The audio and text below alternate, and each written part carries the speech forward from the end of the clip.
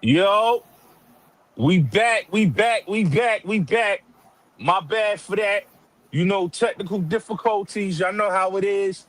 So, right now, it's your boy Bulletz Gotti, my brother Leak. Right now, welcome to Hell in the Cell. This right here is an exclusive. When I tell you an exclusive, this is an exclusive. We got Jimmy Henchman, discussing the whole Prince situation and everything. We did this today, and I'm gonna give y'all a full disclaimer. I'm not nobody's PR team. I'm not nobody cleanup man.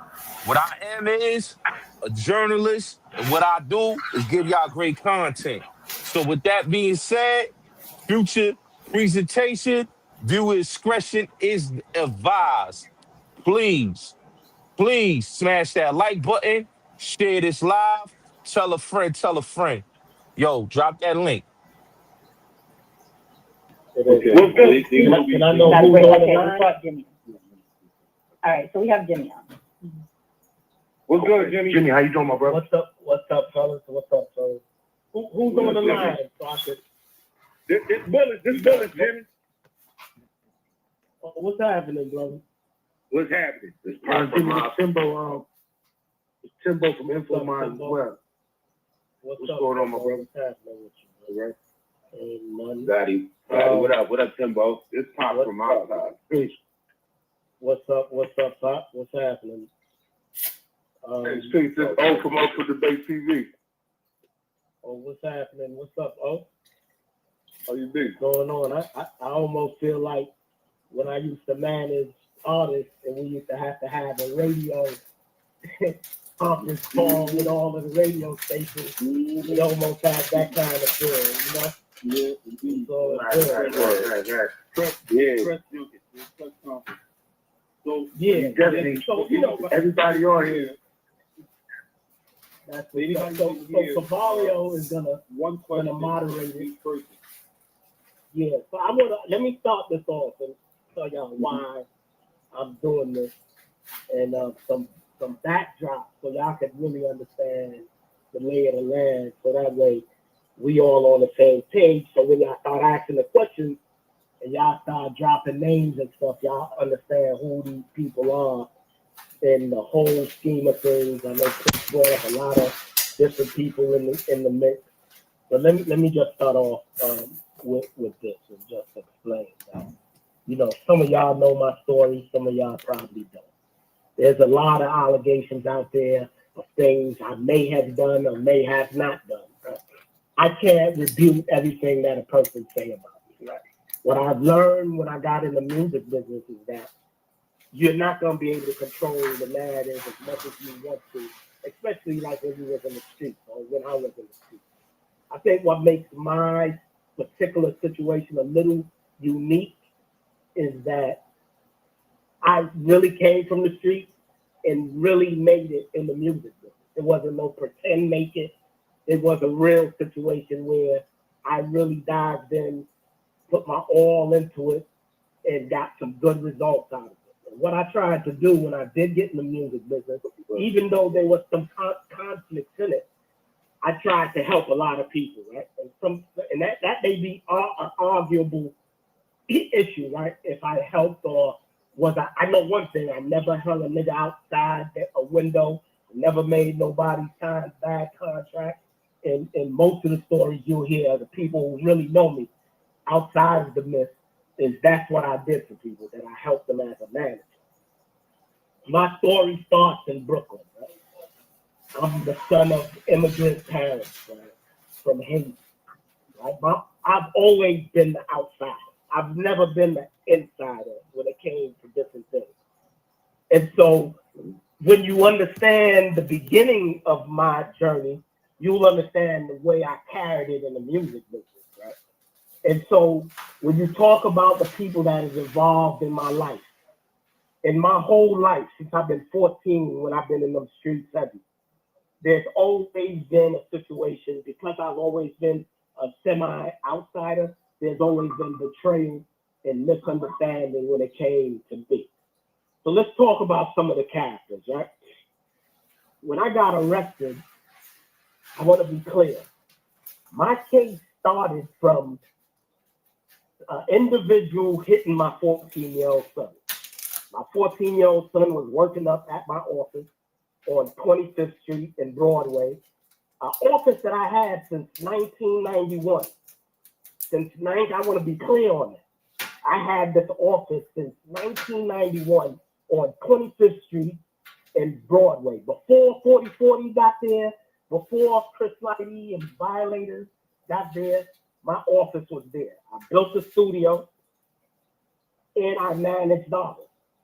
Right? Some of the first hits that I did was Salt and Pepper, with Shoot, and I did a bunch of other things with Grand Poobah and so on and so forth. So I wasn't playing in the music business. At that point, I created with Bryce Wilson, we created Groove Theory, which ended up becoming a smash group, right? So I wasn't in the game playing around, even though I was still mixed up in the streets. So when you look at my establishment, it was legitimate. So my son is working there, and some guys, some gang members, blood members, attack my son, and they assault him. And when he comes to me and tells me, I do the only thing that a father supposed to do and would do, right? And so the end result of that is that somebody ends up being demised. And so maybe I'm predictable in that way, because always hard to die, right? But at the end of the day, this particular murder, I had nothing to do with, right? When you have money and power, people tend to do things for you that you don't necessarily have to tell them to do, right? If they see you angry, they pretty much do what they want to do. So this is how my case starts. It don't start where I kill a drug dealer. It don't start where I'm robbing a guy for 20 keys. It doesn't start that way. It starts directly with Lee. Can you call Terrence and tell him for the week we are Flatbush guys? Okay. So it starts directly with my son being assaulted. And then this is how the feds get up on me, right? Now, I'm not going to say that I wasn't in the game a little bit, but I wasn't really in the game like that, right? So it starts from the murder.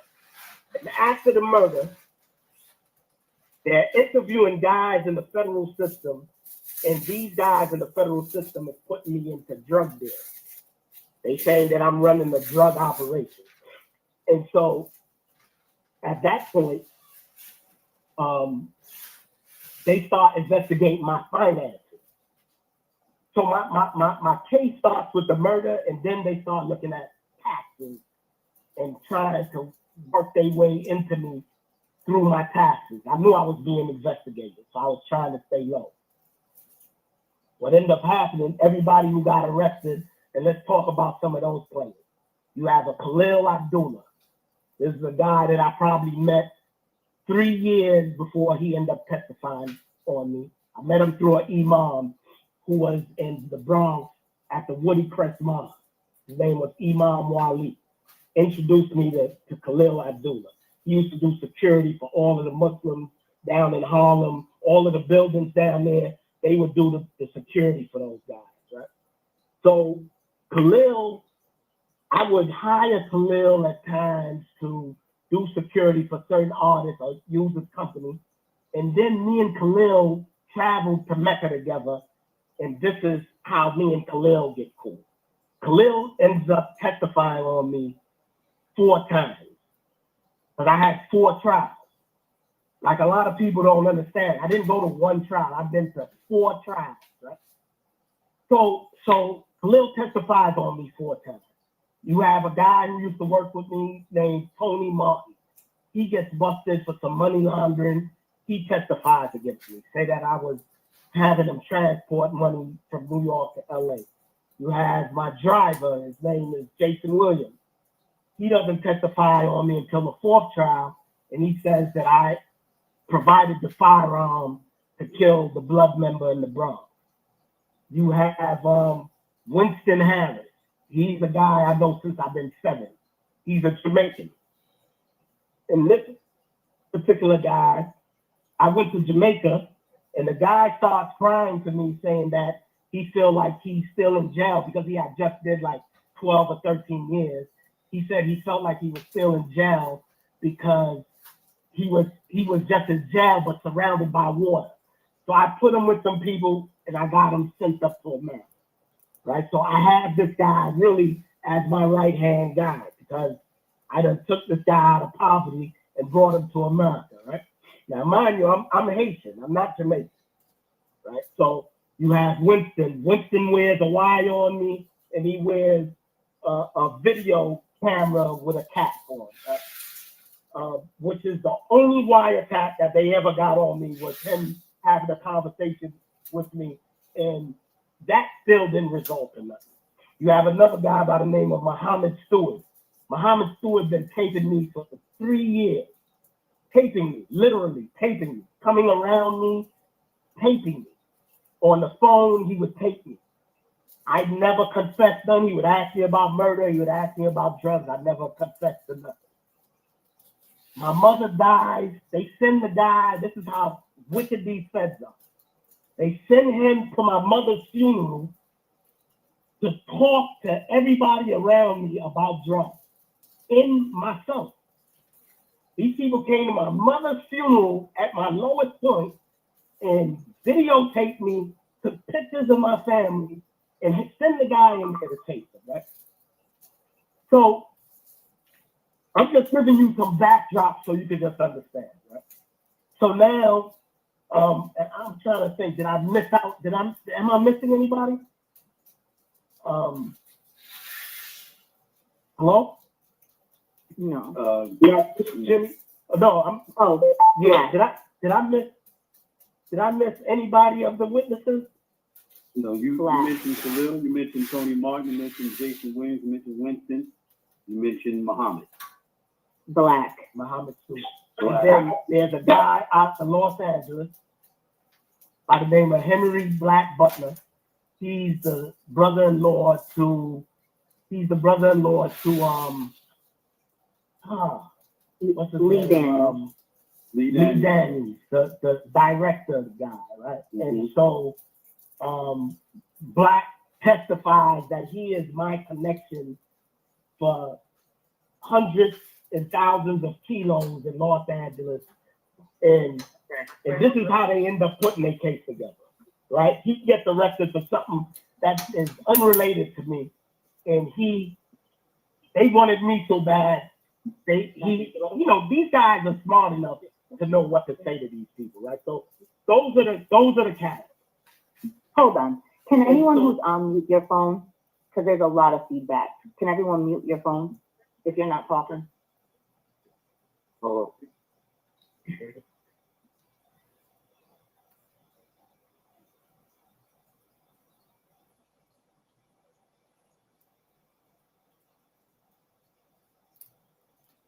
Can I go? Okay. Yeah. Okay. So that's those are the characters, and so let's go to my arrest. I'm set up by Winston, who wears a camera and wears a bum. They pretty much get 1 kilo from me, and I end up getting arrested a month later after the fact when I was supposed to so-called being on the run, and I was headed out the country, and then Tony Martin ended up getting me arrested. And I hope this ain't too much detail. So I get arrested. All of these guys who got arrested before me, I'm the last guy to get arrested. All of them already are talking to the feds. All the feds want to know is, or all they wanted them to say was that they were buying cocaine from me. All of the 10 or 40 and 30 keys that they were getting I was the one supplying them. And that's what they pretty much told them, right? Everybody went home. Everybody went home except Teray was my co-defendant, and another guy named D. All the rest of us got time. So let's go to my trial. So before the trial, anyway, they asked me to process. And I had no reason, because what they wanted to know, because my case was a money case. It wasn't a drug case. They never found drugs. It was a money case, because they had contractors coming in and they were saying that I had gave them $500,000 in cash. I gave them $1 million in cash here. And so they built their case based off of the money that they had witnesses to. And so in that case, my lawyer said, if you don't want them to take all of your property and all of your money, which totaled to somewhere around anywhere from $8 to $10 million, right? That I had to go in and explain to them about the money. So I'm thinking, in the music business, everybody know we collect cash. We collect cash on the road. And when I had Game and I had Mario Winans, we were collecting hundreds of thousands of dollars.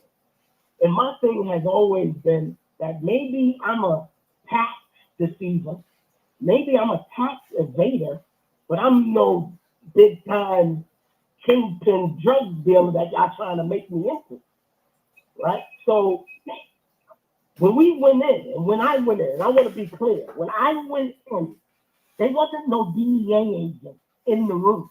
There wasn't no ATF agent in the room. It wasn't those kind of people. It wasn't a prosecutor.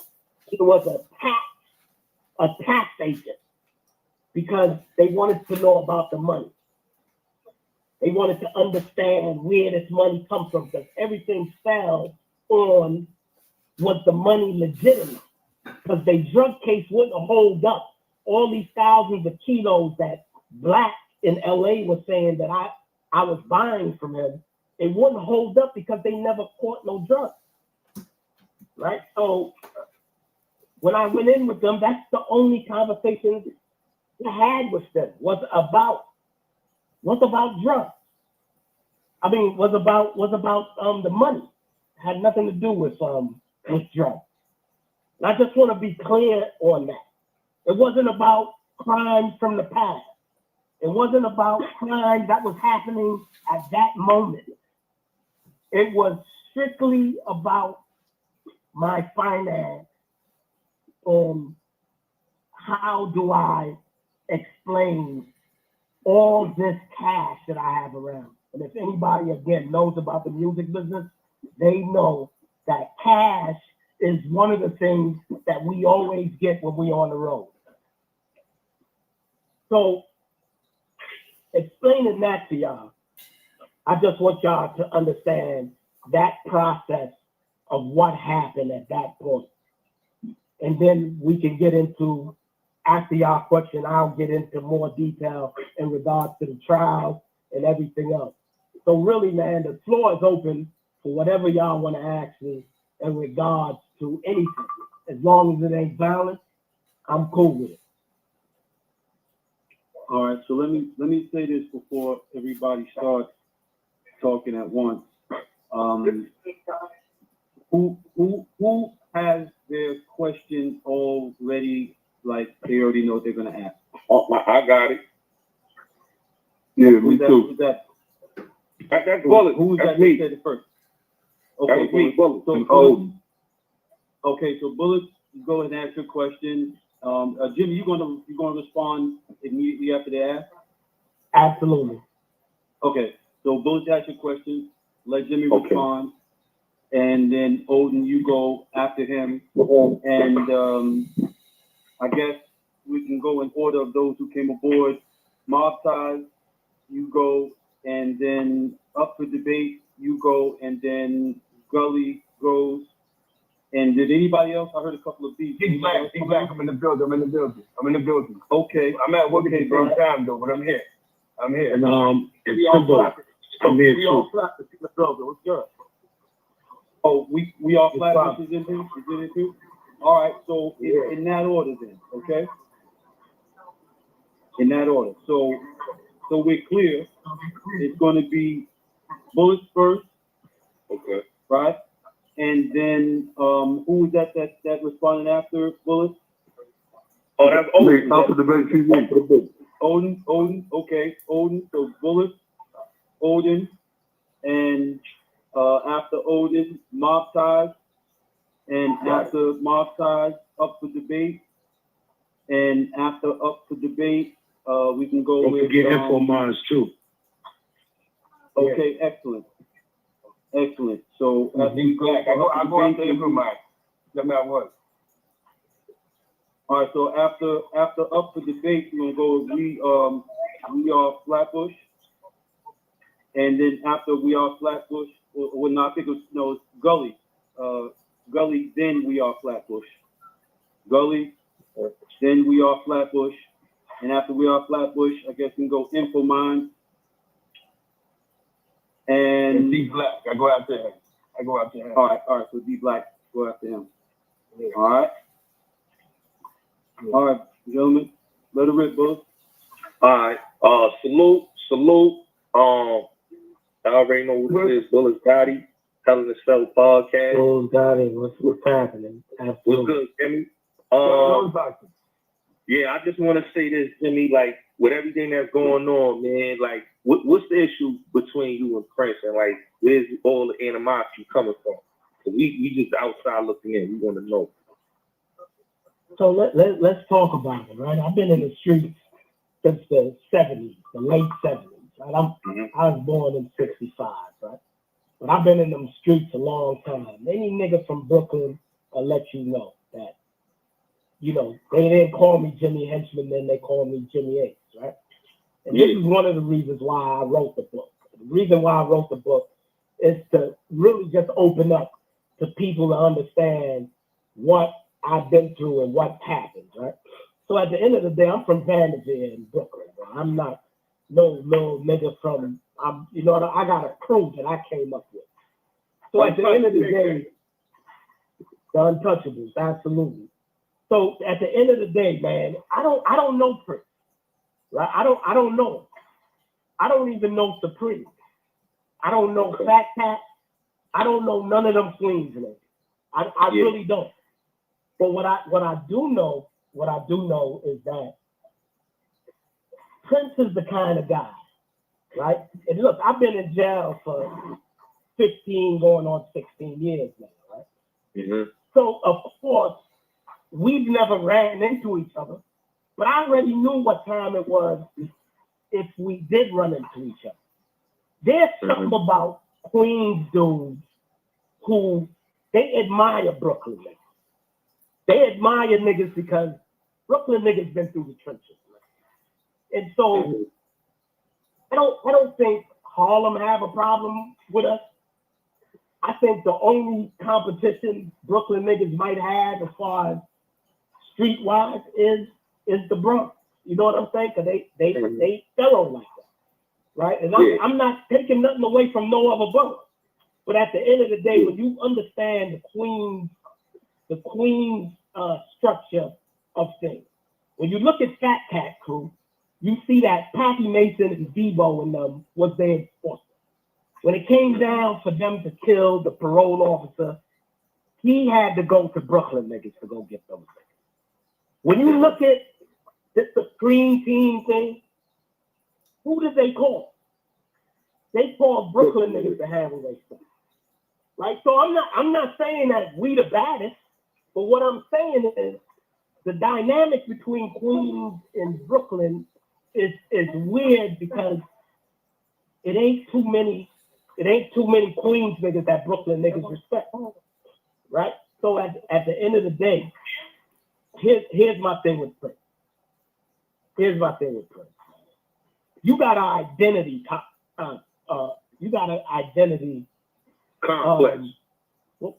Complex. Hold on one second.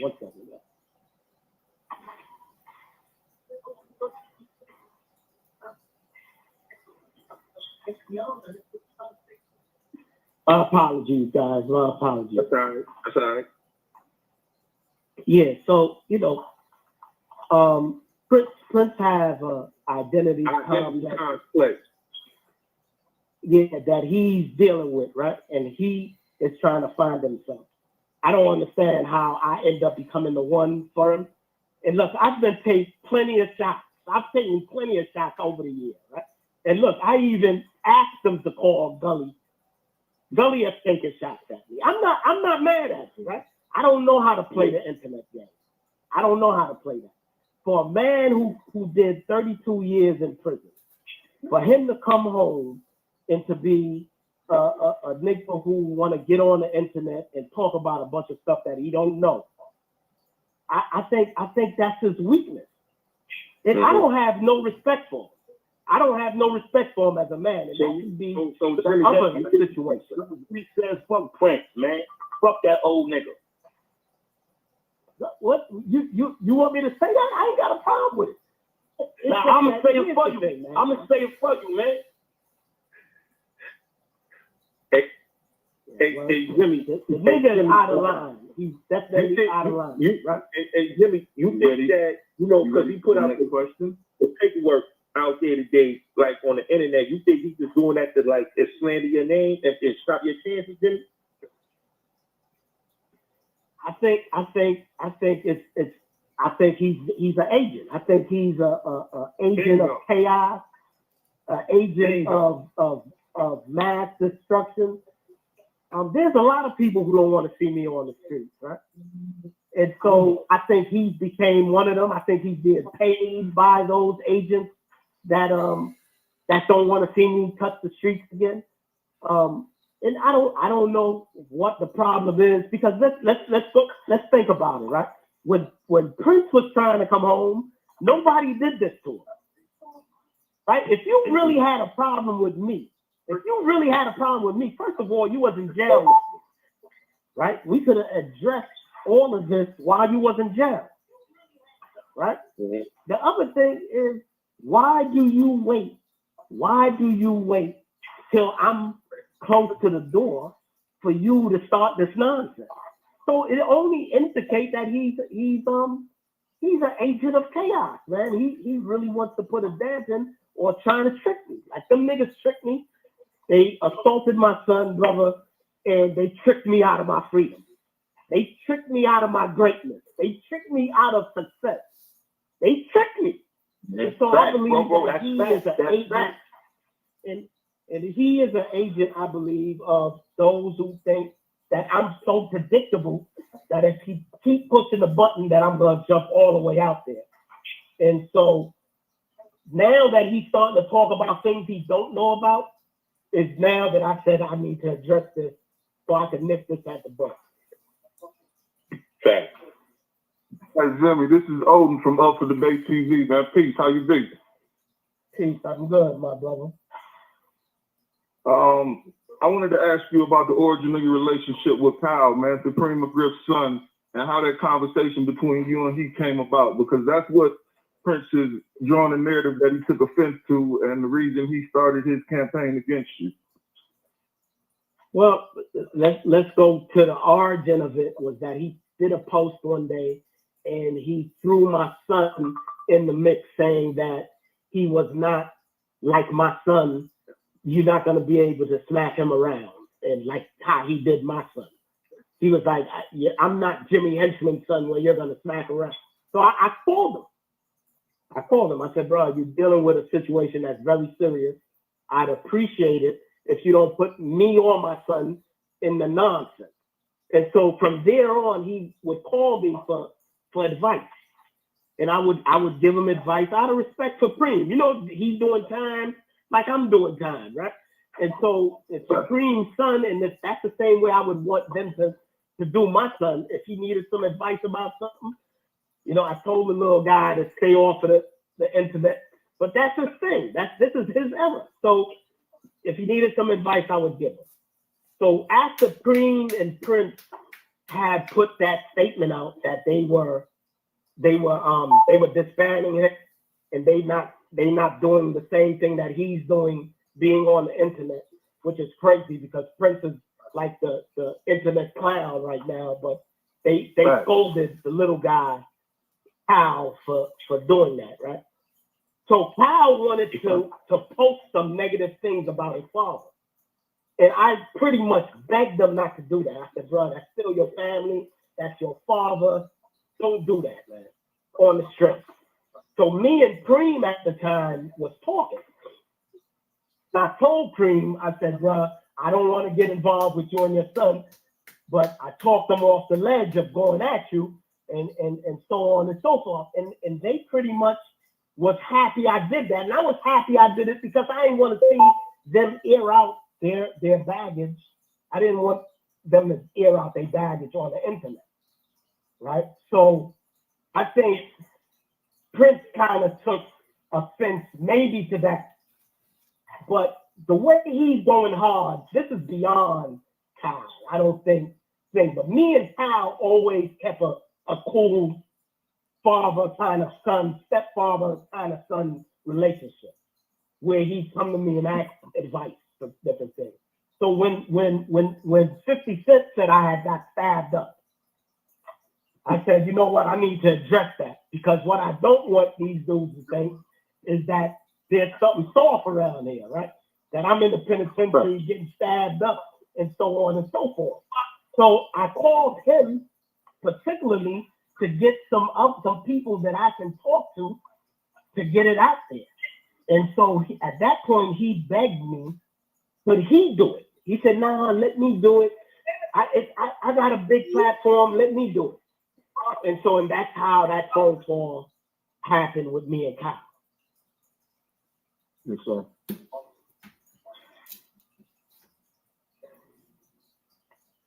Yep. You got any follow up on that? No, sir. Like I said, Prince he took his platform and I guess a week or so ago and said that he needed to set the record straight because of a phone call that Kyle made with you, and he didn't. I guess they had their relationship broke apart for about 5 months. Kyle wasn't on the show and they wasn't speaking. And I said, well, since Bulletz had brought up Prince already, I wanted to speak to the origin of the conversation that you guys had and the relationship, because you said he respects you and he looks up to you. Yeah, I give him advice. But my thing is, why didn't he take it up with Kyle? Or why didn't he take it up with me? As a man who just did all this time, like, why didn't you take it up with me? He had access to me. He could have reached out.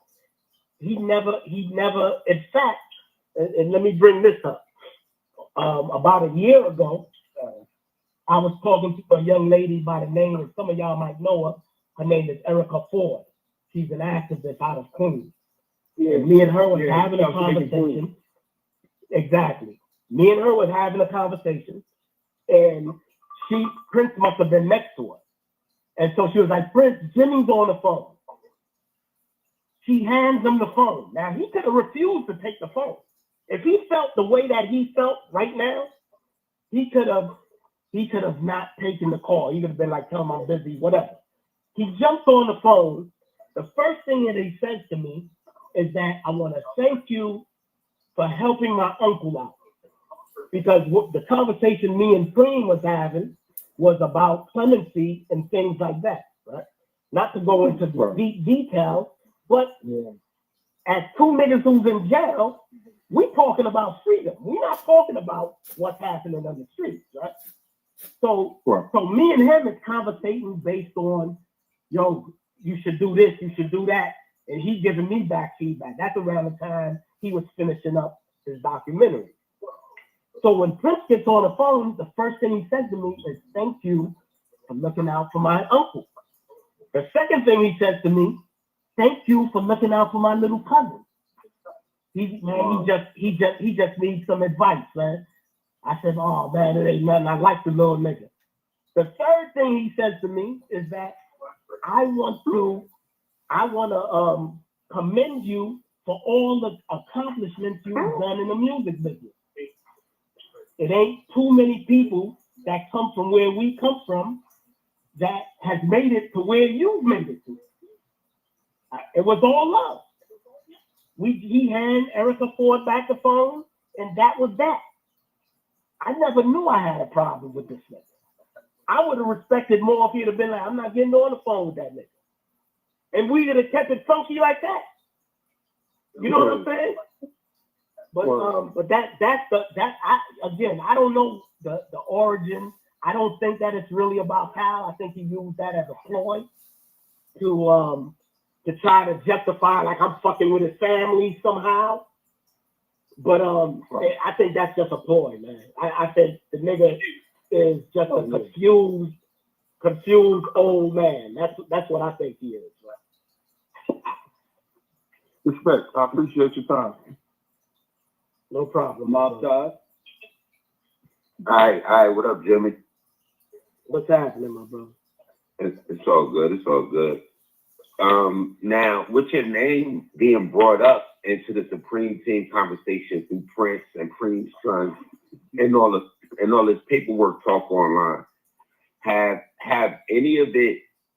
Has it reached you personally or become something you had to deal with in your situation now? Besides, like these calls, I'm talking about as far as inmates and knowing how dangerous allegations like that, everybody on this call possibly in the federal system, do you feel at risk in any way, or does it create any prison politics where people are feel like they got to choose sides? Yeah, so I mean look, I'm not the baddest nigga, right? I'm not the baddest nigga.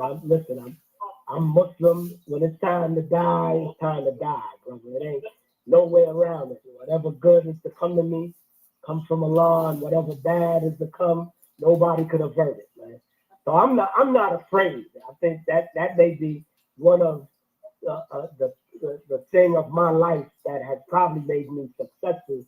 I'm not afraid on many levels, but I am not the baddest. I can't fight the whole jail, right? That ain't the reason why I'm doing this. The reason why I'm doing this is to really expose Prince with his nonsense. It's just crazy that a man will come out after doing 32 years and not feel that there's a lesson to be taught in all of the things that he's been through. And so what I'm saying to you, yeah, of course there's politics in jail that I definitely have to deal with. And when I first when I first went up after trial, because I stayed at MCC for 4 years fighting my cases, right? And so I had about 5 years in, I ended up at Hazleton, USP. So when I got to Hazleton, and so I had USP.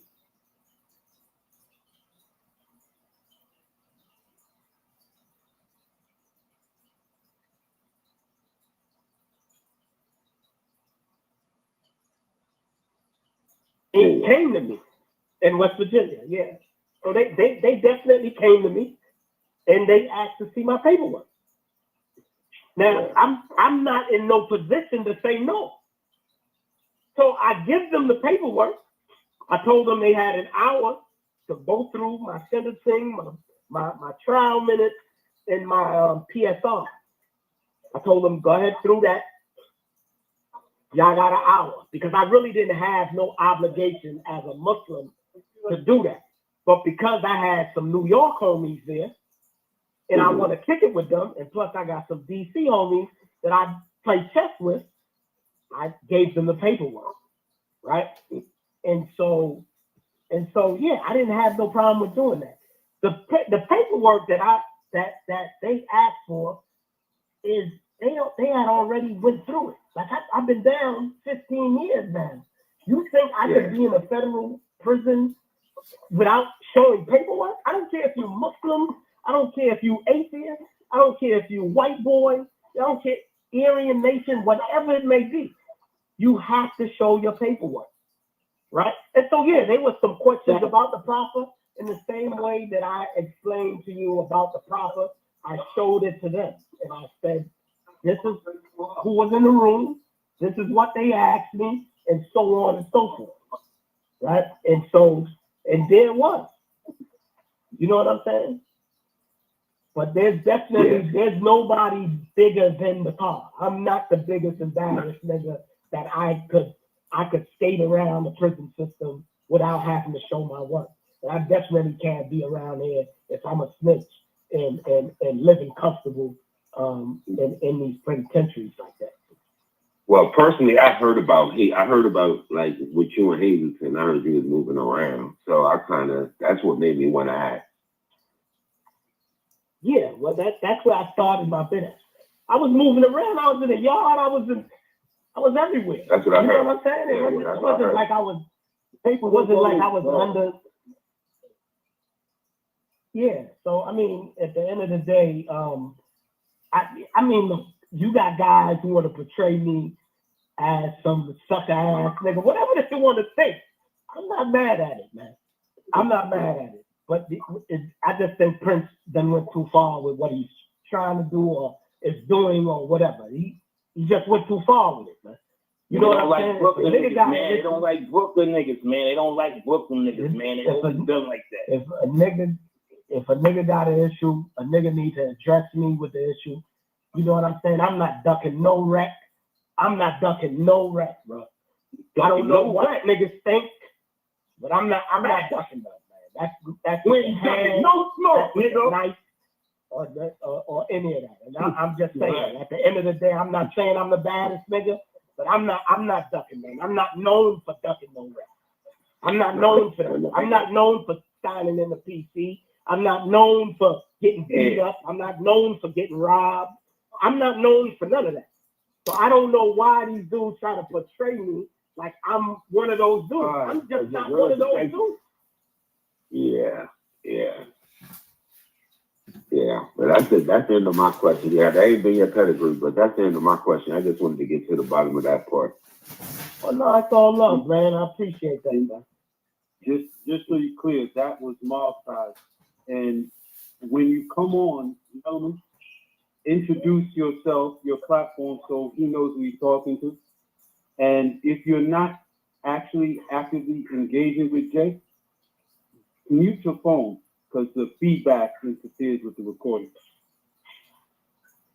Wow. So, Gully's next. Go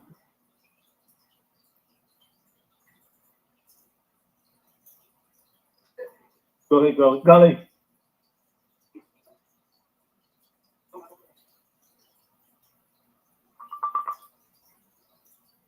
All right. And everything is good, man. Everything is good, man. I hope all is well with you. Now, my question to you was, indeed. Now, my question to you was, your name has been tied to a lot of controversy, both in the media and in the courtrooms. Many believe you cooperated with the government, and it sparked a lot of debate. Now, can you set the record straight? What do people get wrong about your name, the so-called cooperation, and how do you see your legacy in all of this?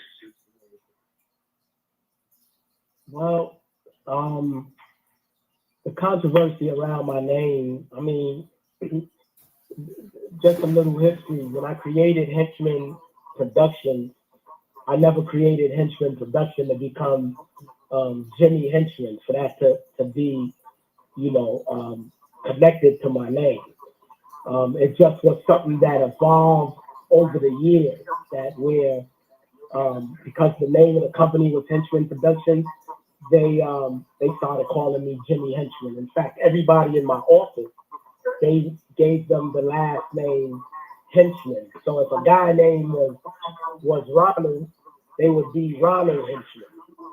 And so I became. Hey, pardon me, Jimmy, pardon. I don't mean to cut you off, but can you it's whoever's the moderator, can you get the other individuals to mute their mic, because we're getting the echo now.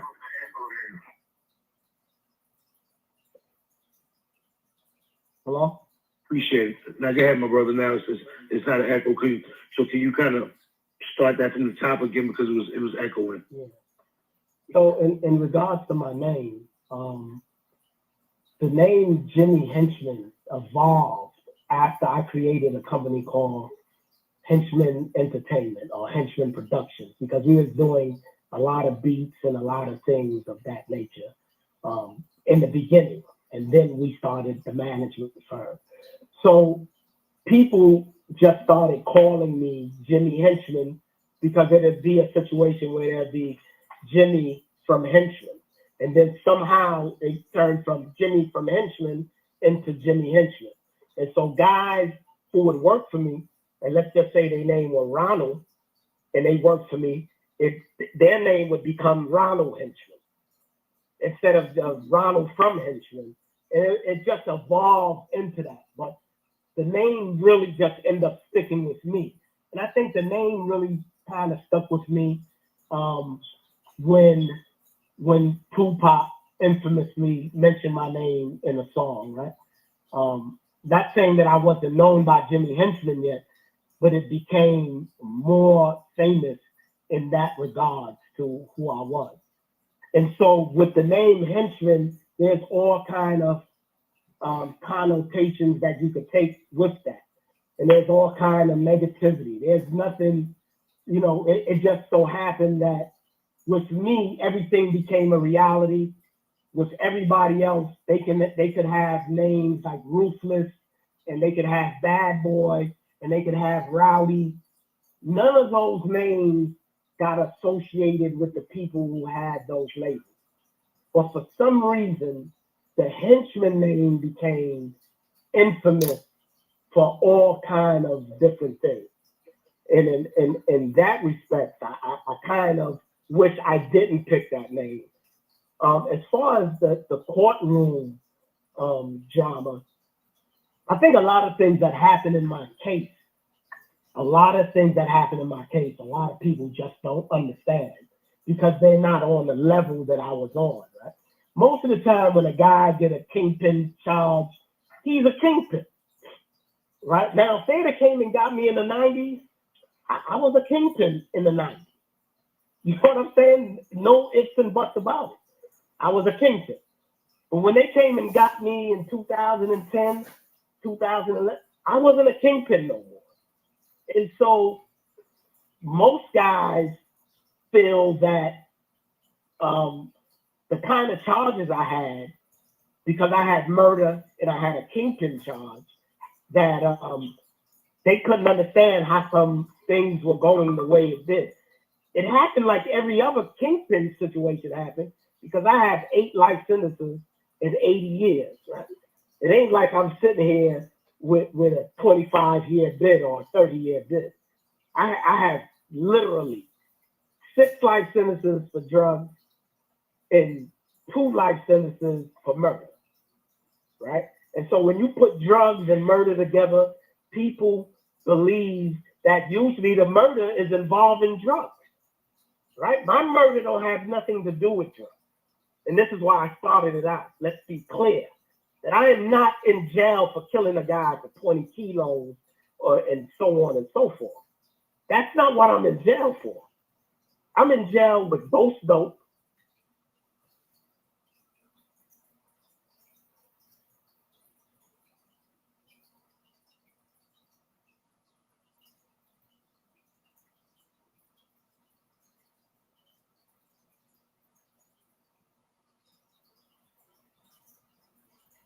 there was no drugs outside of 1 kilo, but there was a lot of money involved, and with a murder that happened because my son was assaulted. So again, when most guys look at cases, it's plain and cut. You're a kingpin, and you committed a murder during your kingpin reign. That is not the case with me. So I think the normality of what those cases are, people are confused of all of the things that, why did I go in and prosper, right? I never explained that to nobody. Niggas know, the niggas in here know, but I never explained that. It really ain't nobody's business, because ain't no nigga could say that I sent them to jail. Ain't no nigga could say that I went on a grand jury on them. I could tell you 4 or 5 niggas who went on the grand jury on me, and I got the paperwork. I never went to no grand jury. I never got nobody arrested. I never mentioned nobody. Could you imagine? I've been on the streets since I've been 14.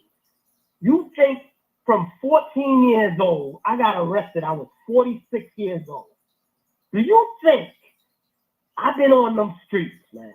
Do you think I haven't seen and know things that could have gotten me out of jail? there's so many things that I have seen with my plain eyes and what that I know about. You think I couldn't get out of jail? But there's nobody who could say that I went on a grand jury, that I got them arrested, that I got them investigated, and none of those things. Right? So when you got a guy like Prince who don't know what the hell he's talking about, he don't know what, and this is, again, why I wrote the book. Why I wrote the book, Monarch, you know what I'm saying? The autobiography of Jimmy Henchman Roseman, a story about life, family, and the pursuit of clemency. It's because in that book, I detail every single thing in my life. So guys like Prince cannot go up there and do the little clown show that he does, right? Because I'm not saying nothing. I haven't said anything for years. I haven't said nothing for decades. You know what I'm saying? And so you allow, by you not saying nothing, you allow clowns. You allow gesturing. You allow wannabes. You allow panhandling. You allow rapists. You allow niggas like that to go on a platform, and instead of using a platform for anything positive, you allow them to come and do a show that defames you because they want to be you. You just did 32 years. There's nothing you could do for the rest of your life that could make you close to what I've been through or what I've experienced or the kind of money I've seen made or made other people. You cannot help enough niggas in my time. You cannot in your time of coming home after 32 years, if you live for another 30 years, you can't help the people, the amount of people that I help. You can't teach the amount of people that I teach. You can't make enough money, man. You just can't. You can't be me. I am the epitome of a nigga who left the streets. I am the epitome of a nigga who left the streets, bro, and came and did it the right way, and I didn't fuck niggas from doing it. I don't even understand why they compare me to Suge, because I never forced a nigga to sign no contract. I never forced no nigga to get out of a contract. I never did none of that type of stuff. If you ask any of my artists, any artist that came in my circumference, bro, they gonna tell you that Jimmy helped me. Because I hate oppression, man. I hate bullies. I hate oppression. And see, what Prince don't understand, man, is that I've been crushing bullies all my life because I've been bullied upon, because I've been Haitian around Jamaicans and Trinidadians. I know what it is to be bullied, right? And so I've been crushing them niggas all my life, right? And he ain't no different. He don't have the mental capacity. He definitely ain't got enough money, and he definitely ain't got enough manpower to fuck with me. That's 100%. Now, what do you say to your legacy in closing? How do you think my legacy? All these rumors and Well, that's what the book is there for, right? The book is there to clarify everything. And if it ain't for Info 9 and all of the brothers that's on here, if the book doesn't clear up all of the mysteries, I'm just a man. I'm nothing, I'm no different, bro. I'm the same struggles that y'all go through is the same struggles I went through, right? It just might be a little different because some of the little accolades I may have. But I've been through the same thing. And I didn't grow up with a silver spoon in my pocket. I had to struggle it through. I just was able to make it, right? And so there's a lesson to be learned here, right? I didn't take the Jay-Z route and leave niggas behind, which ain't a bad thing, right? Jay-Z did it the right way. Because when he left it behind. I didn't do that. Well, what happened? I brought niggas with me, and those were the ones He called me that for brought that? me down. They called me for Hey, that? background. If you're not talking to Jimmy, How do you background. call me for that? That's crazy. I'm You- back. Who is that? You got to mute yourself, bro. I think that's Zeke. Yeah, hold on. Yeah, I'm good.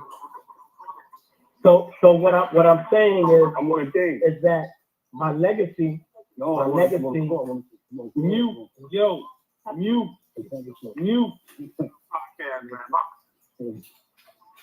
Yo, Zeke, you can mute your mic while you waiting.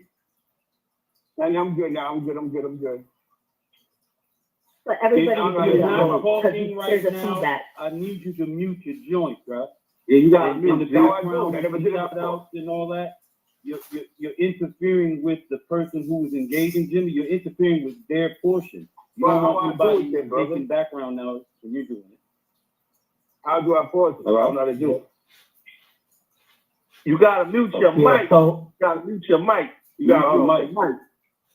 Hit mute on your phone. So let's go back to my legacy, right? So to my legacy, then this is one of the reasons why I wrote the book and detailed about my life story. And if it isn't for Info Minds and for We Are Flatbush and the other people that's on the phone, this book was written for my children. So in 50 years, when the people like Prince, who don't know me, but want to interpret me and say that Jimmy was thinking this, that Jimmy was thinking that, and because we living in a time of where hip hop, the history of hip hop is being written, and I'm so glad that I was a part of that early stage of it. Right? As much as people would love to write me out of it because of all of the controversy, be it with Pac or be it with this kind of nonsense, and they'd like to write me out and say that I was just an imposter within the game, that I was really poison in the game. As much as they would love to be able to do that and cancel me, that book is going to be my legacy to where my great-grandchildren, when they get to starting all of their little fuckeries and talking bad about me and saying this and that, and I was a part of this and I was a part of that, my book will be a reference in my own words to be able to talk to them and talk to the future. And hopefully in 50 years, and even if it's 100 years, maybe I'll be more understood than I am today. Appreciate your time, Jimmy. I appreciate your time, man. Thank you. Appreciate you guys inviting me on the call as well. Brother. You know you can stay on if you want. Yeah, he's black, man. So my bad, because I wasn't at the same time when in the truck. So my bad, I don't know how to do that music stuff.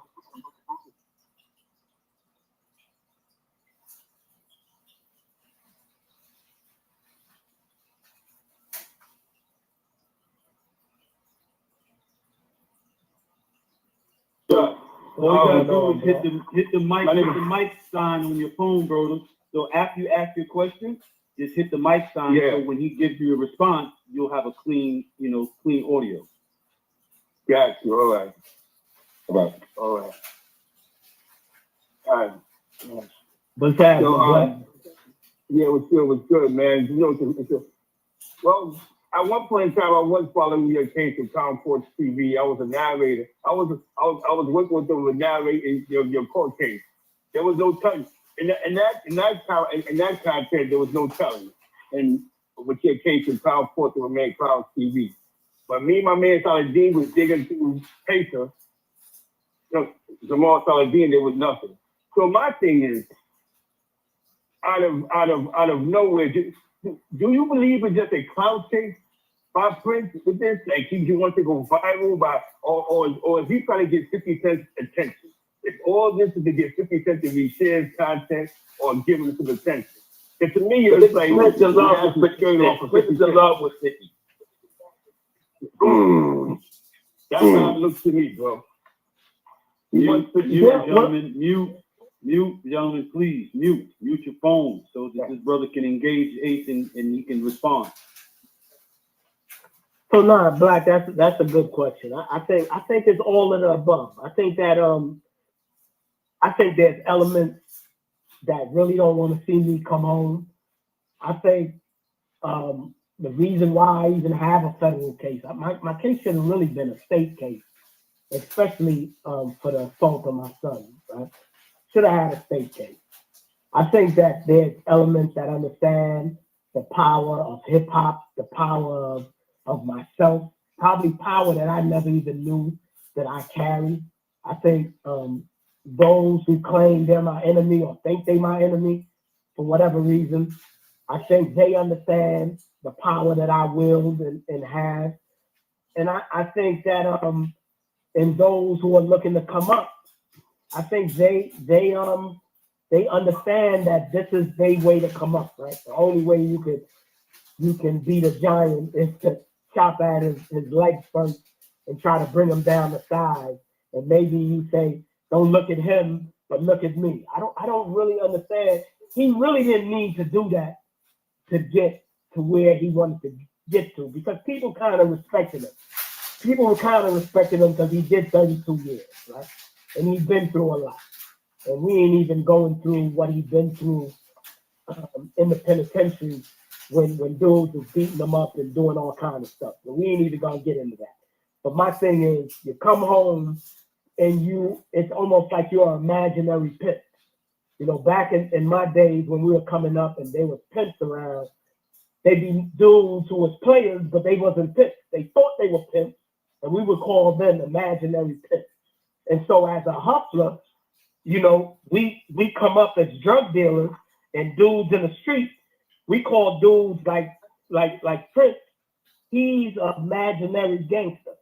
He thinks he's the imaginary hustler. He's really a panhandler, but he's an imaginary gangster that thinks he's bad, but he just hasn't ran across the real gangsters, especially Brooklyn niggas that don't care nothing about that, right? So he just think I'm an easy pick because he sees that the clown rapper 50 is doing his little 1-2.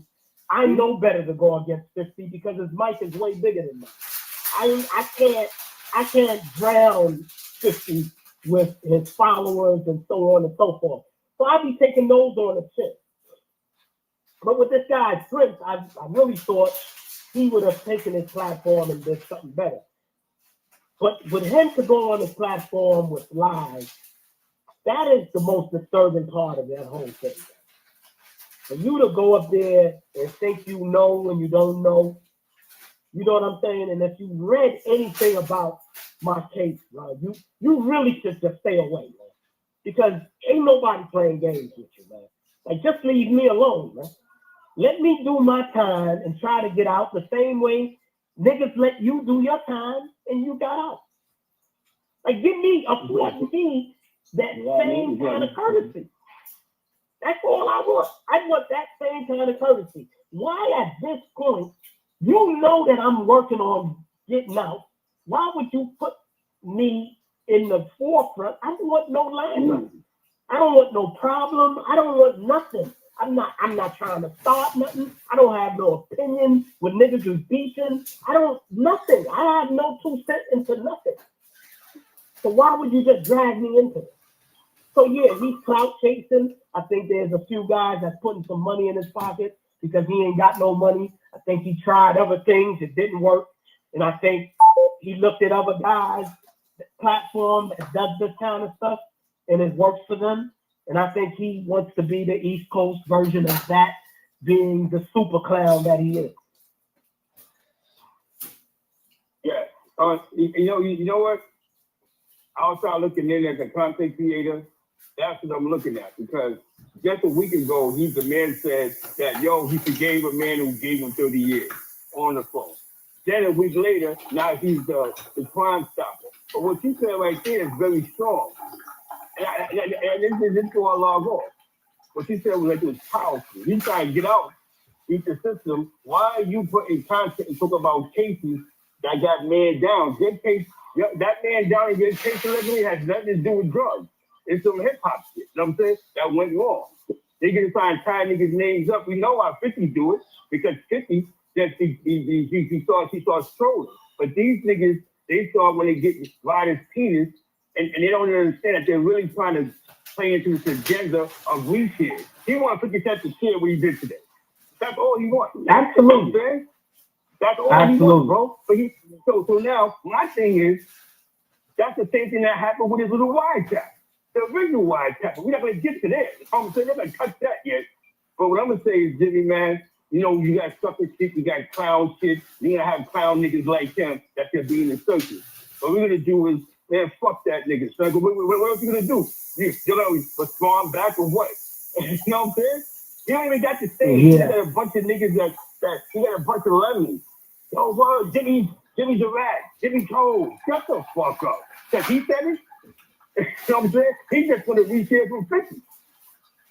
Some niggas are 3 days, 3 videos in, bro. They 3 videos in talking about you, Jimmy. 50 ain't reshared shit yet. He shared more Harlem Legend and China Grim shit than your shit. He shared some niggas one time and he been hyped. Yo, I love you, 50. I know your mother. That's all it is to me. With that being said, man, my name is G Black. I'm from Spanish Harlem. You know what I'm saying? I fuck with Concourse TV. My man Jamal Solid D. My man Info Minds. My man Bulletz Gotti. Yo. If I got time, I'll think you again, Jimmy, but I'm at work, you heard? 21 guns. All right, my brother. I'm staying with you, bro. You know what I'm saying? Shout out to Brooklyn, you heard? All love, brother. All love. Be glad. Hey, Jimmy, is there anybody else in the queue? I just wanted, I have one more question just to. What's that? Just a quick kind of, this is Timbo from Info Minds. Info Minds? It's Timbo from Info Minds, but I'll wait if that's the case. Well, if there's someone else that hasn't spoken yet, I heard a couple of beats, Timbo. I heard a couple of beats. Okay. Yeah. I'll get back in line if they're here. So, but we're definitely almost done because you know, Brody is under kind of. Yeah. All right. So I just want to make sure: is there anybody else who joined in the last few minutes? I heard a lot of beeping. Anybody else? Yeah, we are Flatbush with Jimmy as well, man. We are Flatbush. Okay, we are Flatbush. Okay, I called you out. I guess you lost. We talking to us first. We from Flatbush, man. Yeah, well, I called out you a while back. The traffic. You ready, Jimmy? What's happening? Hey, man, I guess everybody asks you all the questions that, the world want to know about Supreme, your snitcher allegations, you know what I mean? I only really got like 2 questions we need to ask you right now after all of that. What is your plans when you come home? Like, what is your plans once you touch the ground on a positive state? I think whatever opportunity comes my way, I think that I'm 61. I think whatever opportunity comes my way, that I'm not the same as when I came in, right? I understand my mortality at this stage of my life, right? It's a weird thing, right? When you in your 30s and you in your 40s, you think you're gonna live forever, right? And when you reach that 60, you kind of see yourself in a casket, right? You kind of understand your mortality. And so let's just say I got 20 more years left. I know how quick 20 years left. Hold on 1 second. Whose background is that? I need y'all to mute your phone, bro. You hear that? You shouldn't hear that. Is that feedback coming from your side, Ace? No, not from my side, not at all. No. Somebody, you gotta mute your phone, bro. That's why it's echoing. If you mute your phone, it'll make sure that everybody gets clean audio. So once you pose your question, just mute your phone so then you can get the clear audio. You can hear me now? Yeah, I could hear you.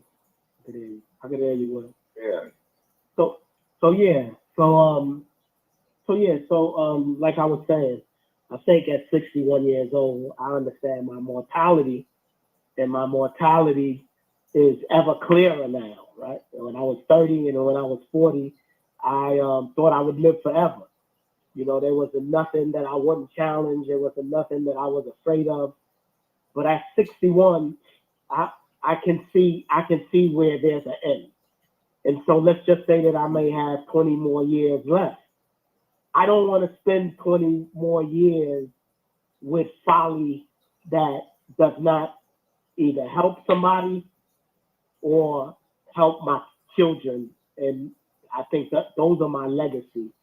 You know, because when you're gone, the things that you do as far as charitable things, and your children will leave you in the ground, and those things is how you live forever, right? And so if I concentrate more time on those things, I think that my contribution to humanity and society, after all of the wrong that I've done, I think it's time for me to give back some kind of positivity. And I hope my years in hip hop, people enjoying music, X'd out some of my sins, right? And so I know I got some more sins to expire. And so that's what I would be working on, bro. Is trying to leave a legacy of where, when my name is mentioned, that it's not mentioned in the most horrific way.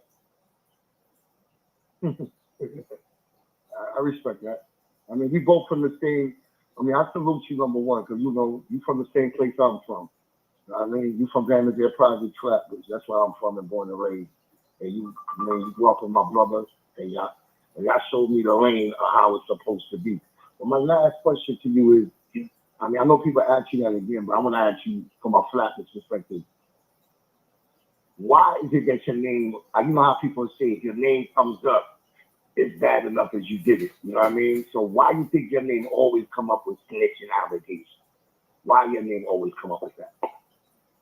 Well, the only time this snitching stuff started was with the clown rapper 50 Cent, right? So if you say something enough, if you say something enough and enough, people tend to believe it, right?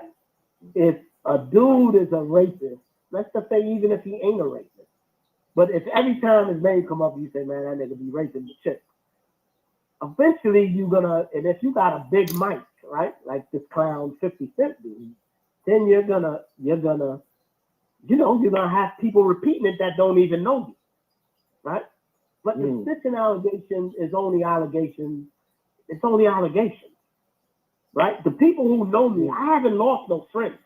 I've been in jail 15 years. I haven't lost no friends. The friends that I've had, I still have. I still have all of those people. And even the new ones that I have, right? So my thing is, my name come up with that allegation because this is what these guys, they say a lot every time my name come up. That's their way of berating me and belittling me. And if you care about that kind of stuff, then it's gonna affect you, right? But if you don't care, that's what it is, right? They could say it all they want. That doesn't make it true just because you say it. Okay, but answer this one then. You know, this might be my last. This might be my last one. I mean, I agree with you, but you also heard the feds put in the paper that they had to stop you from talking. So where they said that? Where they said that the feds put in the paper. Even you're talking to me about rumors. You're talking to me about rumors. This is you're talking to the man. Don't talk to me about rumors because we're talking about facts right now. No, I'm saying what was said in the paper. This is what was said in the paper. What paper? What paper? Fake news. It's called I can't remember what paper was. The Daily News or the Post, one of those. And they stated that the feds were saying if you look, it was interrogating you that they had to tell you. That the Daily News never said that, and you got your facts wrong. Okay, that's why we asking the question. No, I'm saying you got your facts wrong. And it ain't that the Daily News got their facts wrong. You got your facts wrong. Because the Daily News didn't say that they had to stop me from talking. Okay. Yeah, but yeah, that if that's a rumor, I think the Clown 50 had said that, but it didn't come from the Daily News. That's 50 saying it over and over again. That y'all thinking now it's facts, right? We have a saying in Islam, right? You can't blow out the light of God with your mouth. Man. You can't blow out the light of God with your mouth. You could talk all you want, but my blessings will not stop being blessings because what a man says. I know what I've done. I've known what kind of blessings I've gotten, right? Even in my situation right now, I'm more blessed than a lot of people. But you can't extinguish my light. You can't extinguish my light with your mouth.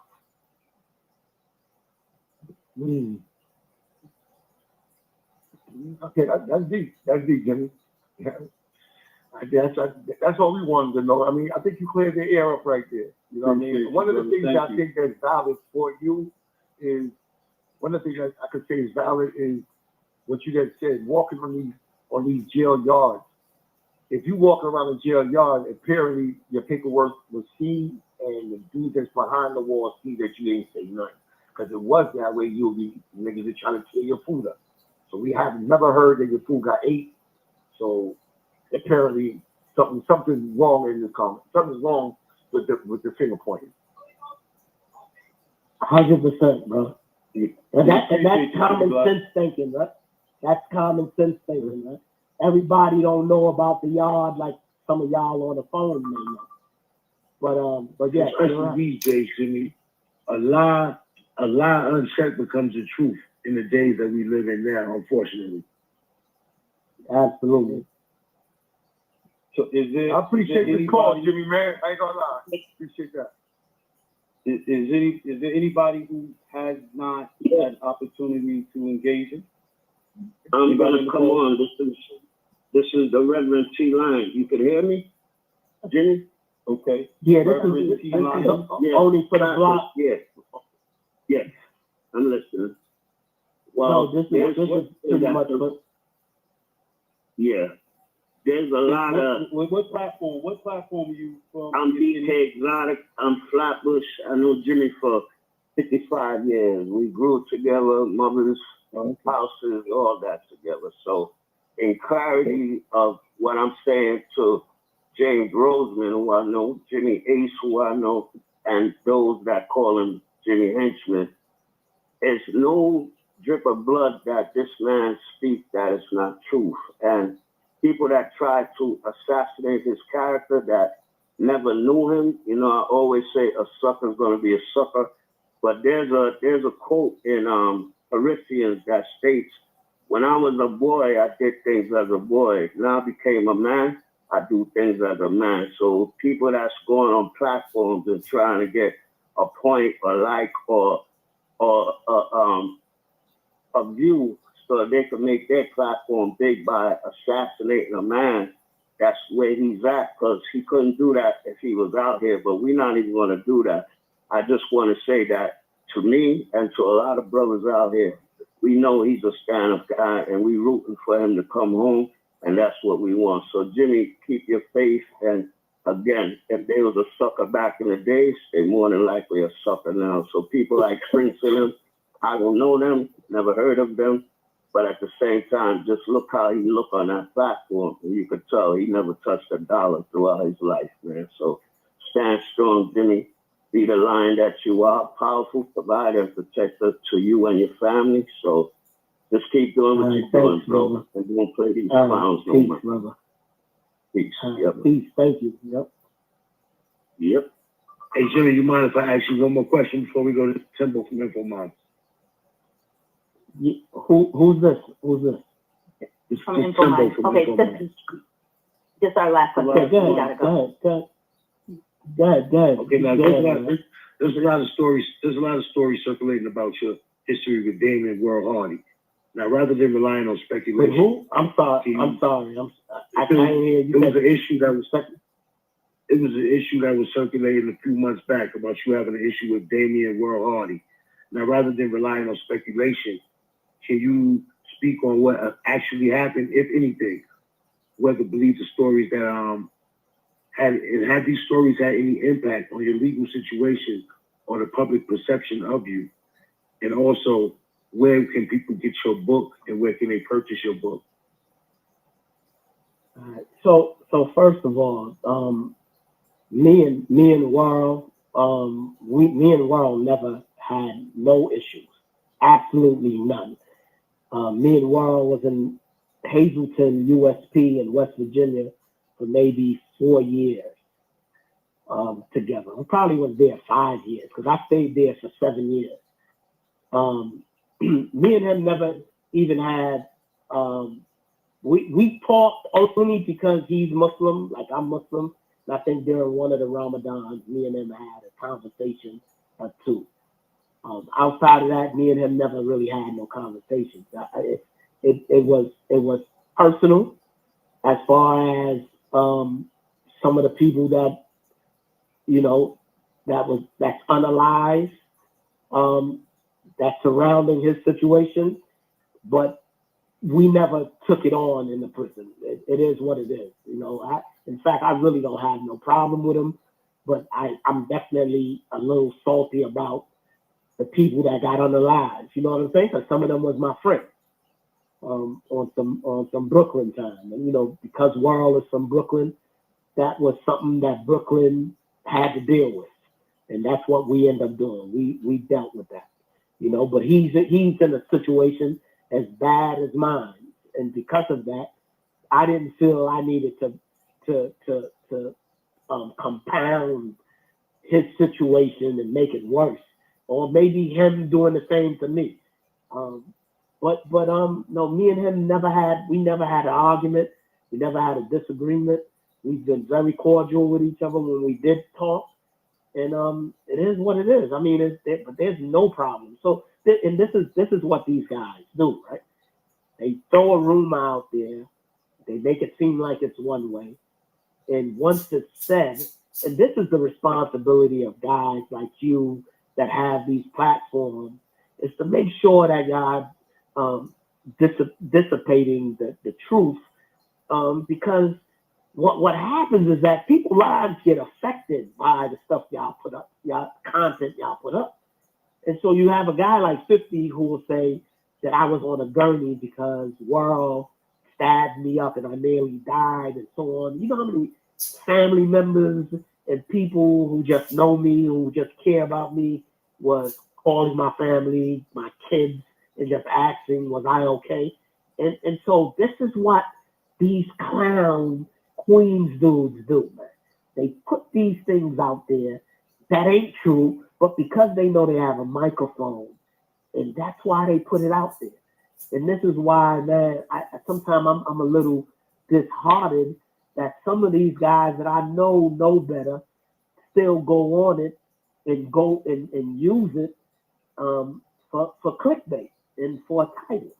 And this is one of the reasons why I said, instead of me having some representatives talk to y'all, that I would talk myself. I have no problem with it. I have no problem to talk. I'm not afraid of the facts. I'm not afraid of the stories. I'm not afraid of the myths. I'm not afraid of none of that. I'm just a man. I'm just a man like another man is a man. But what I ain't gonna do is go back and forth. I'm not gonna go back and forth on no internet and try to out-internet a nigga. I don't know how to do that. I'm not gonna do that. And so this is why I'd rather do this. So if any question, I didn't tell y'all not to ask me anything. Y'all could ask me whatever y'all want to ask me, right? But no, me and World never had nothing. But again, this is a clear sign of the things these clowns do. These clowns do. They put these things out there, and then I have to defend myself. I have to defend myself that, no, I'm not half dead. No, I'm not in critical condition. No, I'm not X, Y, Z. And so this should be a lesson to y'all, who y'all dealing with. And another thing, yeah, I'm from Queens. I'm from Hollis, Queens, right, Jim? But with the content that I put out and just the stuff that we do, we try to be more responsible. One of the only responsible platforms, more or less. There's a few other guys, so But those are the reasons I asked you those questions, just to get clarity to quell everything. Some of those other guys didn't ask you that. No, I respect that. And that's what I'm saying. Man. I only still stand on business, man. Yeah. Yeah. No, and I respect that, man, because again, look, I got respect for Queens, guys. I got a lot of family that lived in Queens. But it's these particular guys, right, that for some reason Queens look up to them. For some reason, and instead of them using their platforms to do, the right thing, to do more good than bad, make sure that your good outweighs your bad. Instead of them doing that, they using it for the most negative things. And here go, I'm a guy who come up out of the streets, man. There's no time that I am not trying to do something good. So that hopefully when the day comes when I have to deal with those wrongs that I've done, hopefully my good outweigh my bad. I don't have no problem with Queens itself, but I definitely, them two particular Queens guys and the rest of them who assaulted my son and so on and so forth, I have no love for them. I have no love for them. Absolutely. Now, Jim, tell the people where they can find your book, any websites you got going on, anything that you got to promote. Plug that as well, if you don't mind. So I wrote the book. The name of the book is called Monarch, The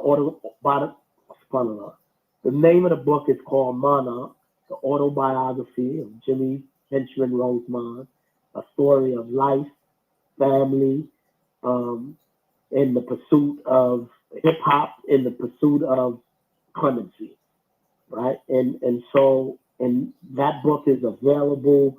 It's not available yet. However, I did release 13 chapters that is available to be read online or listened to through audio at monarch-book.com. And you can listen to the book, you can see some videos, you can see some pictures of me. And that book is to clear up and really get people to understand who I am instead of whatever they heard about me. Yo, here on this South Brooklyn, man. Salam alaikum, man. We standing with you, bro. Well, you know the vibes, man. Hey, Jimmy, I would like to ask a quick question if possible, or have you clear something up. Prince went online. This is success, but I'm not on the platform or anything like that. Okay. But Prince went online and he tried to insinuate that you became Muslim, for protection because you a snitch and you all those things he's trying to say about you. And somebody pointed out recently, that you've been on your deen, and you've been Muslim, before you even went to prison. And there's even pictures and footage of you actually visiting the holy city of Mecca, which a lot of people that even Muslim have never got a chance to do. So if you don't mind, I want you to touch on that and clarify that, that it wasn't you going to prison and becoming Muslim, but however, also point out the fact that what a lot of people don't know is that Prince took his Shahada while he was in the federal prison and why he did it. So I've been Muslim pretty much for, I think I took my Shahada, I was probably 19 years old. And I took my Shahada under the teachings of a brother by the name of Richard Deruba Moore, who was part of the BLA, the Black Liberation Army. He was pretty much the first guy who showed me the COINTELPRO papers, which was part of his case, and he schooled me on a lot of things. I think I might have been 20. And so I made it my business because I was touching a lot of money when I was on the street. I made it my business to, when I got on the streets, and of course, I was going to the mosque, and I donated a lot of money to the mosque jigs when I was home. So I knew all of the imams, and that's why how I ended up meeting Khalil Abdullah, is because Imam Wali Farouk, who had the Woody Crest Mosque in the Bronx, And even in Queens, I used to go to Masjid Noor with Imam Ramadan. He had his mosque on Northern Boulevard over there, not too far from the Grand Central. But all of the imams in all boroughs, I would visit. I would donate money to. I would sponsor people to go to make Hajj to Mecca, and that was my way of giving back. And also partaking in some of the community stuff that the masjids was doing. And of course, donating even to young kids to try to divert them from going into the street. So those things were things that I did after becoming Muslims on the street. And so I did make my Hajj or my Umrah in 2007, right after my son had been assaulted. And I had already had scheduled to go, and I almost didn't go because I kind of wanted to stay back and handle that business. But alhamdulillah, I did end up going to Mecca in 2007.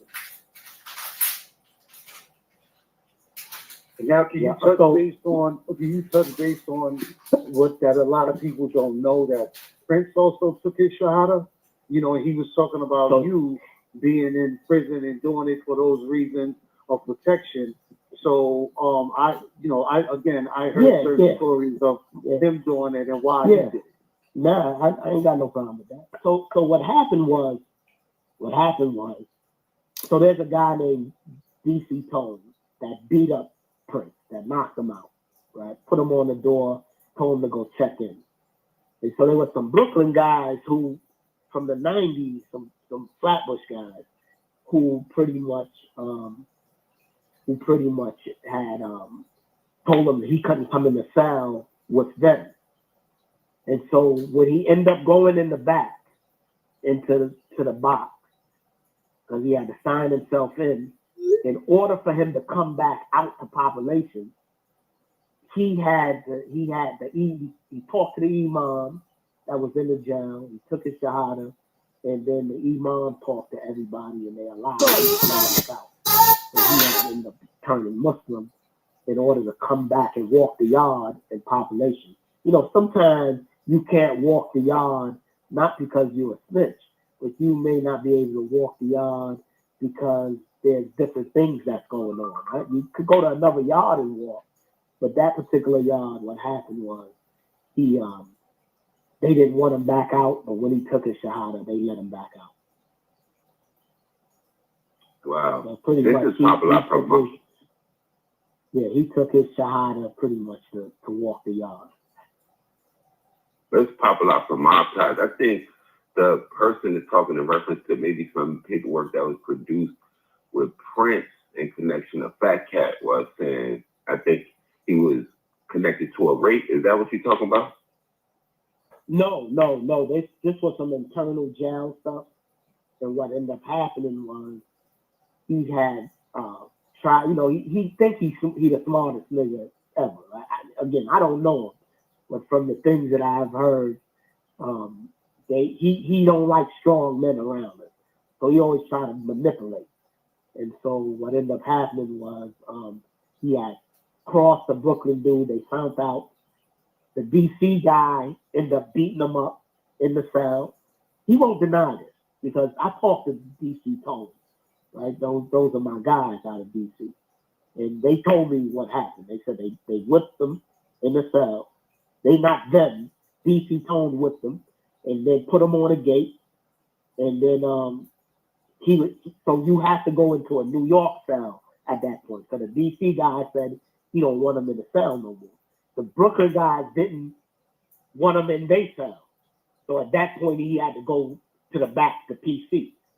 And so the only way that he came back out on the yard was that he talked to the imam for the yard, and then they let him back out because he had took his shahada. Yeah. So Well, that's you don't talk about that. No, he don't want to talk about that. No, when the Brooklyn guy stabbed him up.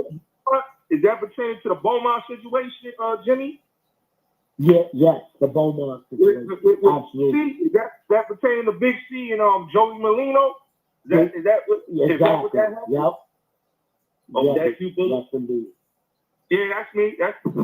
I think that's the situation that was basically he gave Joey Molino and the dude that wanted to hit Joey Molino the green light to go at a Brooklyn dude. That's what it's basically about? Exactly. Yes, absolutely. That's it in Beaumont. Absolutely. Yes. And Okay. you see, he don't talk about those things, right?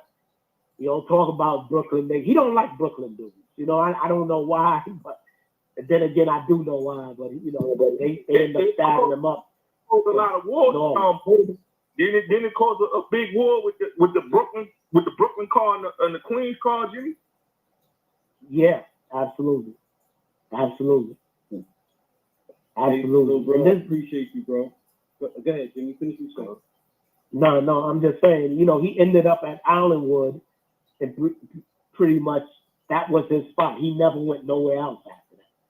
You know what I'm saying? He stayed right there, and all he did was feed information to the administration so he could stay over there. You know, most time they move you around. You know what I'm saying?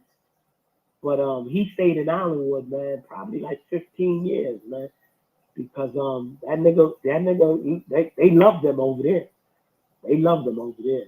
He was telling them anything that was going on. We better get that guy out of here. In fact, that's why what's his name didn't come out to the yard. He was in the hole. What's up, Rod Diggs? Rod Diggs, when they transferred him over there, he told them not to let Rod Diggs out. And they transferred him to ADF first. You know, that's it.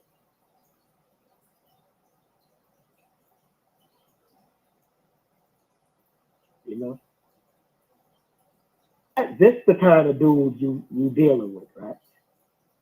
He want to be known as the realest dude ever. He could do whatever he could be the realest dude, but what he need to do is just keep me out of the nonsense, especially because you know how close I am to coming home, especially because of that.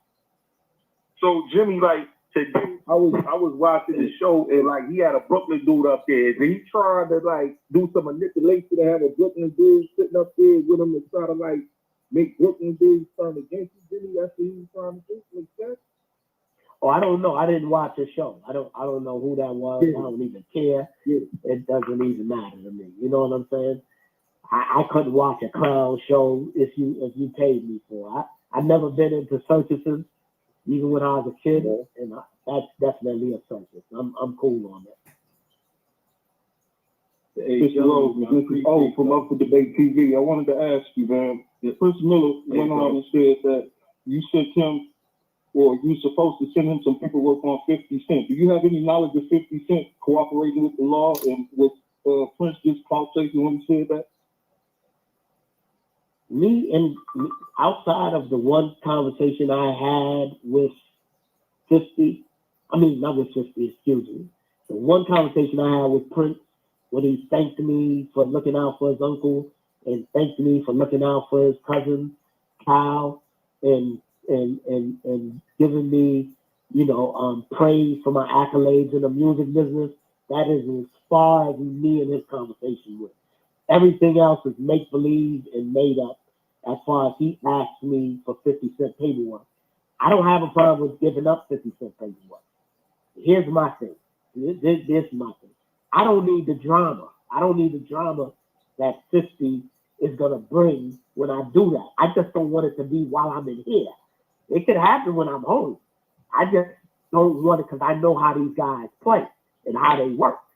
I'm not trying to have that kind of issue with these guys while I'm in here. And like I said, Prince was afforded the peace to work his way out of the penitentiary. He know I'm close to coming home.